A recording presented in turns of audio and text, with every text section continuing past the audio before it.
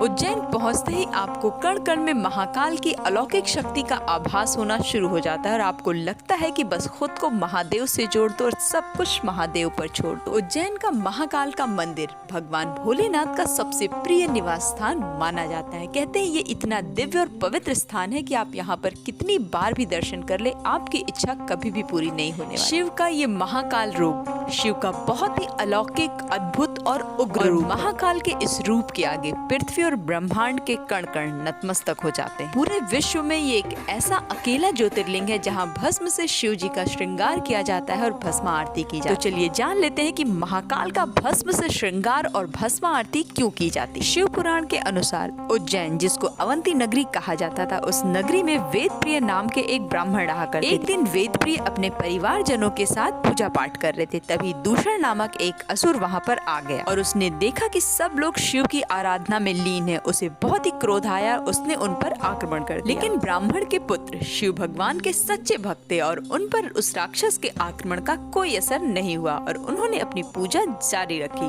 दूषण ये देखकर क्रोध की अग्नि में जल उठा और उसने उनका वध करने के लिए अपने शस्त्र उठा लिए। तभी वहाँ पर भगवान भोलेनाथ प्रकट हो गए। भगवान भोलेनाथ ने उस दानव दूषण को भस्म करके उसकी राख से अपना श्रृंगार किया, इसीलिए तब से यहाँ पर भस्म आरती की जाने लगी। भगवान भोलेनाथ की आरती यहाँ पर दिन में 6 बार की जाती है और हर आरती में शिव बाबा का आपको अलग ही स्वरूप देखने को मिलता है। पहली आरती जो भोर में 4 बजे होती है, उसमें भगवान भोलेनाथ भस्म स्वरूप में होते। दूसरी आरती में भगवान शिव को घटाटोप स्वरूप में सजाया। तीसरी आरती में प्रभु महाकाल का हनुमान जी की तरह श्रृंगार किया जाता है। चौथी आरती में प्रभु का शेषनाग अवतार और 5वीं में दूल्हे का रूप और छठी आरती में उन्हें शयन के लिए तैयार किया जाता है। और आपकी जानकारी के लिए बता दो कि जब भी आप उज्जैन जाएं, भस्म आरती में शामिल होने के लिए आप पहले से ही रजिस्ट्रेशन करवा लें ताकि आपको काफी आसानी हो। इस आरती से जुड़े कुछ नियम भी हैं जो वहाँ जाने पर महिला और पुरुष दोनों को मानने पड़ते हैं। महिलाएं साड़ी पहन कर ही जा सकती हैं। भगवान भोलेनाथ महाकाल पर भस्म चढ़ाया जाता है तो महिलाएं घूंघट कर लेती। पुरुष केवल सूती धोती पहनकर ही शामिल हो सकते हैं और आरती को केवल वो दूर से ही दे सकते हैं। आप वहाँ पर शिवलिंग पर जल नहीं चढ़ा सकते हैं। गर्भगृह के सामने ही जल चढ़ाने का स्थान बना दिया गया है। दर्शन करते वक्त आप यहाँ पर जल चढ़ा सकते हैं। पौराणिक मान्यताओं के अनुसार प्राचीन समय में शिव की भस्म आरती शमशान की राख से की जाती थी, पर एक दिन शमशान में कोई चिता ही नहीं जली। तब पुजारी ने अपने बेटे की ही बलि दे दी और उसकी चिता की राख से महाकाल का श्रृंगार किया और उनकी आरती की। पुजारी की ये भक्ति देखकर महाकाल ने उनके पुत्र को फिर से जीवित कर दिया। भगवान महाकाल ने कहा कि अब मेरी आरती किसी की चिता के राख से नहीं होगी, अब वो होगी गाय के गोबर से बने कंडों की राख से होगी। तब से यहाँ पर गाय के गोबर से बने कंडे, शमी,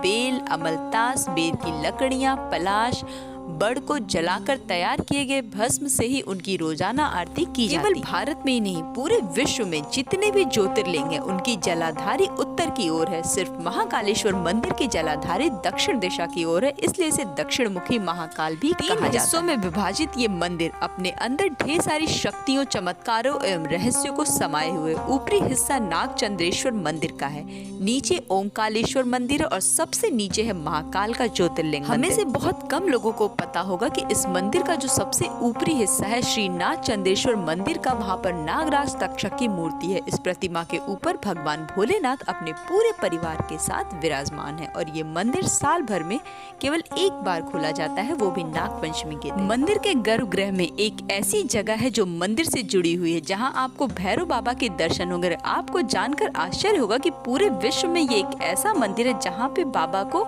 मदिरा चढ़ाई जाती है और मंदिर के आसपास आपको हर पूजा की दुकान पर ये आसानी से उपलब्ध हो जाएगी। पवित्र क्षिप्रा नदी के किनारे बसा ये मंदिर, जहाँ पर सिंहस्थ कुंभ का आयोजन होता है। हरिद्वार, नासिक और प्रयागराज की तरह उज्जैन में भी हर 12 वर्ष में कुंभ का आयोजन किया जाता है। 30 से 35 हजार श्रद्धालुओं का यहाँ आना आम बात है, पर महाकाल मंदिर के रिनोवेशन के बाद इसका जो सुंदरीकरण किया गया है वो इतना अद्भुत है कि श्रद्धालुओं की संख्या दिन प्रतिदिन बढ़ती ही जा रही है। महाकाल कॉरिडोर काशी विश्वनाथ कॉरिडोर से लगभग 4 गुना है और अभी भी इसका पूरा काम नहीं हुआ है। पूरे देश में इस मंदिर की भव्यता को लेकर काफी चर्चा है। इस कॉरिडोर के बन जाने के बाद उज्जैन जाने वालों की संख्या काफी बढ़ती जा रही है। 30 करोड़ रुपए लाइट एंड साउंड पर भारत का पहला नाइट गार्डन और भगवान शिव की धार्मिक घटनाओं से जुड़ी 200 मूर्तियों का यहाँ पर निर्माण किया गया है। और आपको आश्चर्य होगा कि केवल अभी फेज 1 पर ही काम। जरा सोचिए कि जब ये पूरा बन के तैयार होगा तो कितना अद्भुत होगा। चारों धाम की यात्रा को हमारी संस्कृति में काफी महत्व दिया गया है और इन 4 धामों की यात्रा तभी फलित मानी जाती है जब हम बाबा महाकाल का दर्शन कर लेते हैं, उनका ध्यान कर लेते हैं। वीडियो सुनने के बाद आशा यही करती हूँ कि आप भी बाबा महाकाल के दर्शन के लिए जरूर जाएंगे। महाकाल के दर्शन की अनुभूति का जो अनुभव आप करेंगे वो बहुत ही अद्भुत होगा।